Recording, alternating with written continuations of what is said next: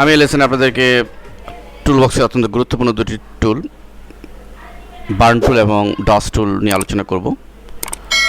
তো এই দুটি টুল অত্যন্ত প্রয়োজনীয় দুটি টুল প্রফেশনালদের জন্য।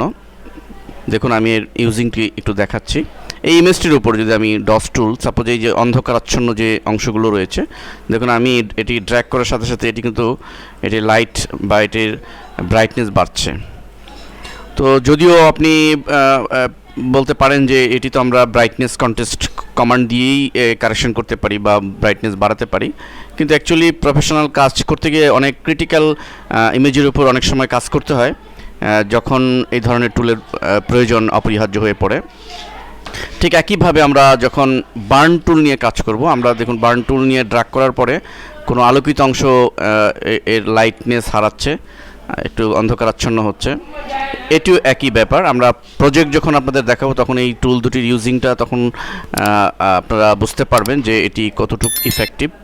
তো শুধু বেসিক এতটুকুই আমাদের জেনে রাখলেই চলবে যে ডস টুল দিয়ে আমরা কোনো ইমেজের কোনো নির্দিষ্ট অংশকে এর ব্রাইটনেস বাড়াতে পারি, আর বার্ন টুল দিয়ে সেটি আমরা কমাতে পারি।